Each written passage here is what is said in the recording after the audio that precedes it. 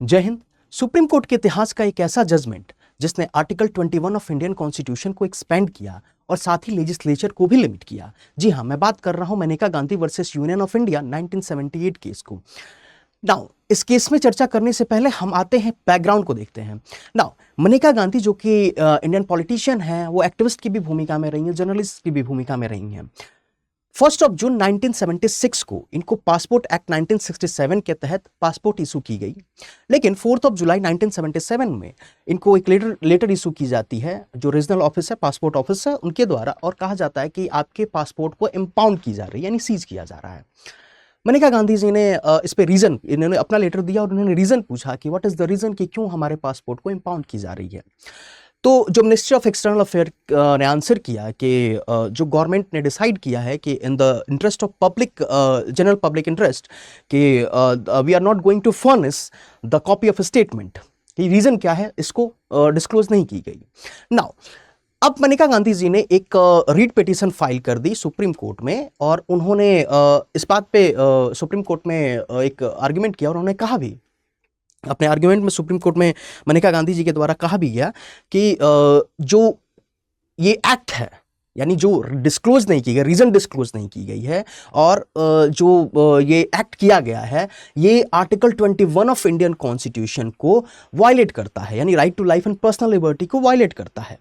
इन्होंने रेफरेंस दिया सतवंत सिंह सानी वर्सेस रामारत्नम केस को, 1967 के केस को रेफरेंस दिया। उन्होंने कहा कि सुप्रीम कोर्ट का जजमेंट है कि सुप्रीम कोर्ट ने कहा है कि supreme court held that the right to travel abroad is a fundamental right under the article 21 of Indian constitution. यानी सुप्रीम कोर्ट का कहना है कि विदेश यात्रा जो है, विदेश यात्रा का अधिकार अनुच्छेद 21 के तहत ये मौलिक अधिकार है, और अगर and the government cannot refuse to issue और impound a passport without a valid procedure established by the law. यानी गवर्नमेंट ऐसे ही आर्बिट्ररी तरीके से बिना स्टेटमेंट दिया, बिना procedure established by the law के उसको किसी भी पासपोर्ट को इम्पाउंड नहीं कर सकती है।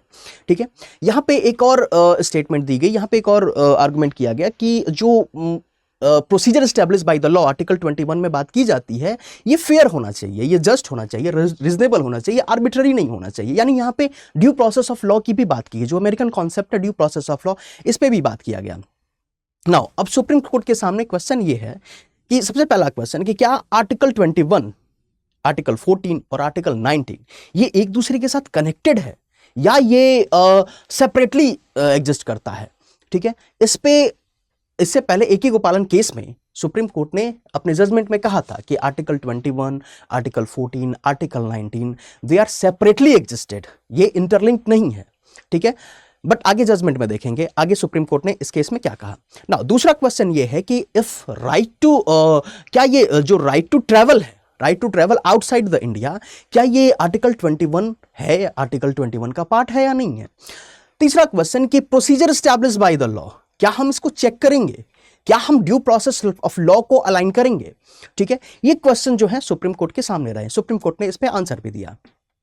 नाउ तो हम बात करते हैं यहाँ पे सुप्रीम कोर्ट के जजमेंट को लेकर के। तो सुप्रीम कोर्ट के जजमेंट ने यहाँ पे सुप्रीम कोर्ट ने अपने एक जो प्रीवियस केस है सतवंत सिंह सानी वर्सेस रामारत्नम केस 1967, इसमें इसका हवाला देते हुए, इसको रेफरेंस देते हुए सुप्रीम कोर्ट ने कहा है कि राइट टू ट्रेवल अब्रॉड ये आर्टिकल 21 के अंडर आता है। The court held that the section 10 clause 3 clause C of the Passport Act empower the state to seize the passport in the interest of sovereignty, unity and integrity of the nation and the friendly relation with the other countries. ठीक है, but by providing a written reason for doing so. अगर हम ऐसा कर रहे हैं, अगर हम पासपोर्ट सीज कर रहे हैं, इम्पाउंड कर रहे हैं, तो हमें एक रिटर्न रीजन जो है, गवर्नमेंट को रिटर्न रीजन जो है देना पड़ेगा, रिटर्न स्टेटमेंट देनी पड़ेगी कि व्हाट इज द रीजन कि हम इम्पाउंड की जा रही है। ठीक है, तो ये सुप्रीम कोर्ट के द्वारा कहा गया। सुप्रीम कोर्ट ने इस केस में ये भी कहा है कि जैसे AK गोपालन केस में जो आर्टिकल 14 है, आर्टिकल 19 है, आर्टिकल 21 है, इसको अलग अलग सेपरेटली कहा गया कि ये सेपरेटली है। ठीक है, सेपरेटली एग्जिस्ट करता है, लेकिन यहां पे सुप्रीम कोर्ट कहती है कि नहीं, आर्टिकल 14, आर्टिकल 19 एंड आर्टिकल 21 यार interrelated, they are interrelated with each other.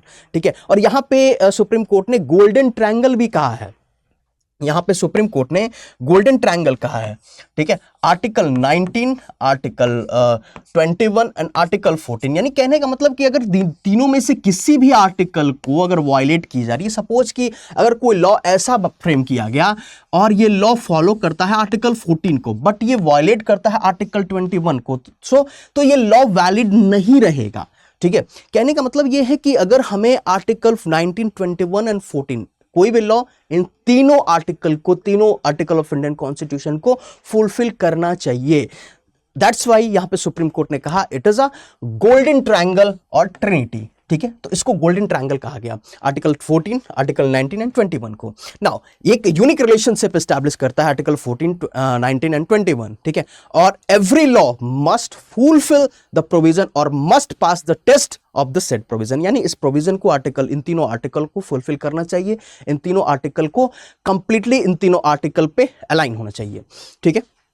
Article 21 of Indian constitution, सबसे पहले हम आर्टिकल 21 को देखते हैं। आर्टिकल 21 कहता है protection of life and personal liberty, यानी no person shall be deprived of the life और personal liberty except according to the procedure established by the law. यहां पे सुप्रीम कोर्ट का कहना है कि देखिए, life is not merely breathing. Life का मतलब हम सिर्फ सांस लेना, जिंदा रहना ही हम ये लाइफ नहीं है। It means we should have choice and dignity, हमारे पास चॉइस एंड डिग्निटी होनी चाहिए, ठीक है।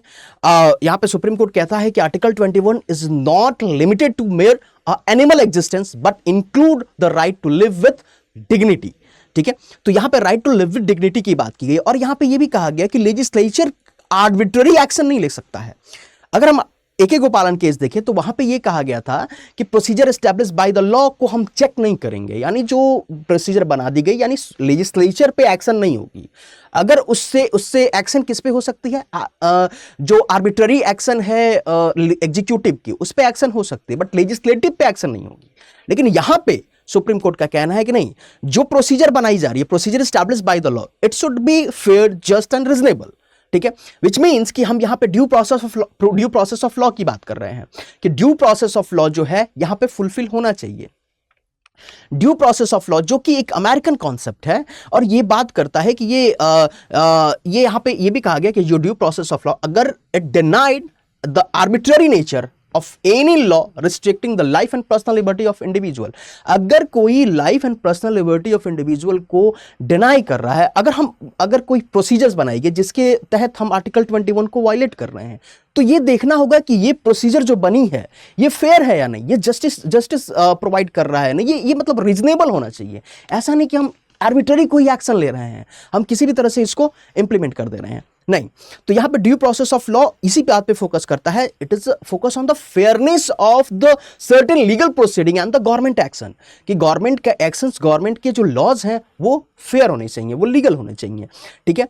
यहां पे जो due process of law requires that any legal action depriving an individual life, liberty और property be carried out fairly and justly, ठीक है। यानी हमको अगर procedure establish by the law कोई भी आर्बिट्ररी तरीके से नहीं होना चाहिए। यहां से जो सुप्रीम कोर्ट ने बिना कॉन्स्टिट्यूशन को बिना कॉन्स्टिट्यूशन में इसको लिखे, यहां पे सुप्रीम कोर्ट ने इस बात को बताती है, सुप्रीम कोर्ट कहती है कि due process of law is a part of Indian constitution, is a part of article 21, ठीक है। तो यहां से अब जो एक्शन होगी वो लेजिस्लेचर के लॉज पे, लेजिस्लेटिव पे भी एक्शन होगी, ठीक है। AK गोपालन की तरह सिर्फ एग्जीक्यूटिव एक्शन नहीं होगी, सिर्फ लेजिस्लेटिव पे भी एक्शन हो सकती है अगर उनका लॉ फेयर नहीं है, जस्टिस नहीं है तो, ठीक है, रीजनेबल नहीं है तो, ठीक है। तो ये सुप्रीम कोर्ट का कहना था। नाउ यहां पे सुप्रीम कोर्ट ये भी बात कहती है कि देखिए, डॉक्ट्रिन ऑफ नेचुरल जस्टिस जो है इसको भी फॉलो करना होगा, ठीक है। जो लैटिन भाषा में कहते हैं नेमो डेट एसे जुडिस एंड प्रोप्रिया कॉसा, ठीक है। यानी no one shall be a जज इन हिज ओन केस। और यहां पे जब हम बात करते हैं तो ऑडी अल्ट्रम पार्टम, ठीक है। यानी इस केस में audi alteram partem which means कि no decision shall be given against a party without affording him a reasonable hearing, यानी राइट टू हियरिंग होनी चाहिए। यानी जो हम बिना किसी को सुने हुए, बिना हम आपकी बात सुने हुए हम जजमेंट नहीं दे सकते हैं, ठीक है। बिना आपका पक्ष सुने हुए जजमेंट नहीं दी जा सकती है। ये क्या होगा, अगेंस्ट होगा नेचुरल जस्टिस के, ठीक है। तो इस केस में जो प्रोसेस है उसको फॉलो करना होगा और जो विदाउट रीजन हम किसी के जो पासपोर्ट को सीज कर दिए वो नहीं होना चाहिए, वो क्या होगा, इलीगल होगा, वो अनकॉन्स्टिट्यूशनल होगा। आपको वहां पे स्टेटमेंट देना होगा, आपको सामने वाले की भी बात सुननी होगी, ठीक है। तो ये आपका Maneka Gandhi versus Union of India case 1978 रहा, जिसने आर्टिकल 21 को तो एक्सपैंड किया ही, साथ में इसने जो लेजिस्लेचर है उस पर भी एक्शन की बात की गई। और यहाँ पे आर्टिकल 21 को में ड्यू प्रोसेस ऑफ लॉ को भी शामिल किया गया कि आर्टिकल 21 में ड्यू प्रोसेस ऑफ लॉ होगी, जो procedure establish by the law, इसकी फेयरनेस, इसकी रीजनेबिलिटी को भी चेक करेगा, ठीक है। तो ये आपका आज का जजमेंट रहा है। Thank you so much. जय हिंद।